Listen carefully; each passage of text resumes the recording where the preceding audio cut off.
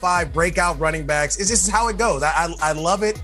There's so many nice guys out there, but let's start off with number 5 from the Pittsburgh Steelers, first-round pick, Najee Harris. Now, this is the thing about Najee Harris. He is from Antioch, California, my hometown, right? So he has to be on this list. Not only that, though, 6'1", 235 pounds, can run inside, run outside. He's so versatile that a lot of people didn't really utilize him at Alabama the way he was able to go out and catch the ball out of the backfield. I got a chance to coach against him in high school in both 7-on-7 and tackle football. This guy's just a true monster. He's a pro's pro. You've heard Ben Roethlisberger talk about how he won't leave the facility. So this guy here, he's going to have a tremendous year, regardless of their O-line issues, all that. He's going to play lights out. Le'Veon Bell 2.0. That's like that.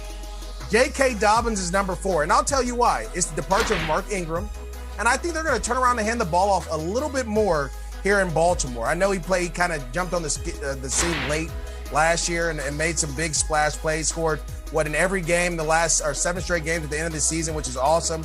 Scored in the playoffs as well against the Titans. But to me, I think Dobbins is kind of coming into his own. We saw what he's able to do at Ohio State. He goes and just goes right into the Baltimore Ravens and fits right in. He's a guy that's going to jump out. All right, now number 3. I got to sit down and talk to you. Kyle, let me take you on a little ride here with number 3. All right? Now, don't worry about this old tape, this old footage that you're seeing, right? This is just the beginning of it, right? This is old me versus the Cal Bears, right? But it's that guy right there, my old college roommate, Michael Petrie, who is now the running back coach for the Chicago Bears, which now leads me to David Montgomery. There goes my guy. That was my freshman year roommate, my fullback in college. That leads me to David Montgomery, who I think is going to have a huge year, not only because Michael Petrie's there, who blocks for me and knows how to get running backs going, but also because they have to run the ball. You have a better offensive line.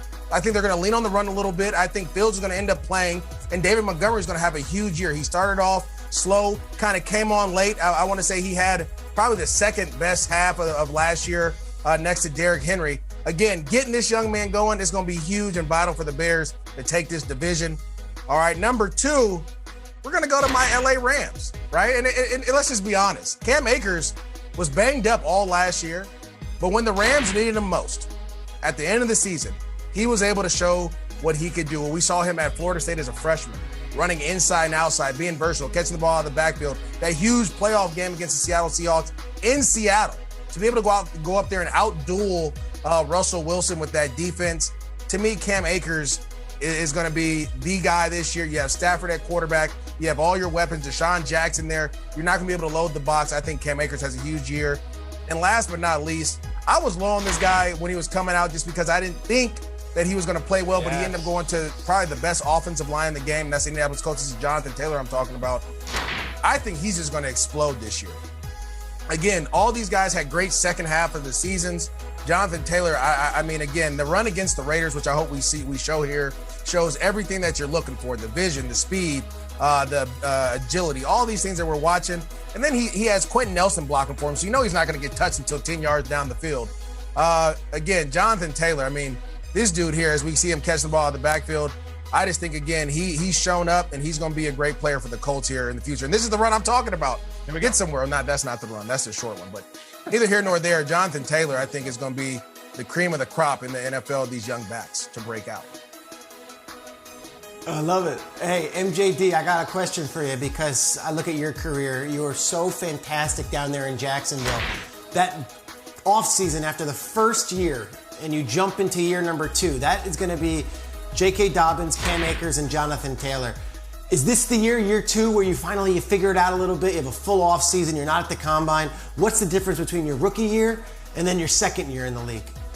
The game slows down for you, Peter, right? So that first year, it's all hectic, and you kind of slows down towards the end of the season, and you're able to break off some big runs. But what happens in year 2 is that you're more comfortable in the offense. You understand where things are going to go. You've had, millions of reps at the same play over and over and over again. Now, all of a sudden, week 1, you know where this cut's going to be. You know how those guys are going to block. You know what play call is going to be played, and you can play a little bit faster. And I think that's what I'm expecting out of all these young guys going into this next season or into year 2, is that they'll be able to play faster. You won't see as many mental errors or mistakes that you kind of notice throughout this season.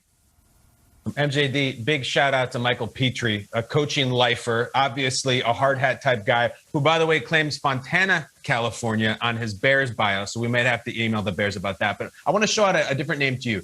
We're in the first hour of the show. People are waking up on the East Coast. A name that we were really excited to see in this league.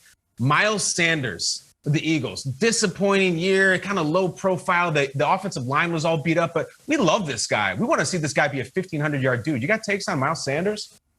Yeah, so my thing with Miles Sanders is I just think the Eagles are in rebuild mode, right? And so that kind of takes away a lot from what you'll be able to do. I just don't see if I love Jalen Hurts and what he brings. I love all those things, but your offensive line has gotten much older. We saw the injuries that affected them. They're kind of trying to put pieces together to fix that. I know they drafted the center out of Alabama, but he's coming off of ACL. So you just have a lot of questions there. And for me, as much as I wanted to put him in this situation because he's had some explosive plays and he's flashed a little bit, he just wasn't consistent enough for me last year to kind of be in this. And then there's so many question marks about everything else on that offense. It's kind of like I just don't know if he'll be like these guys that I put in this list.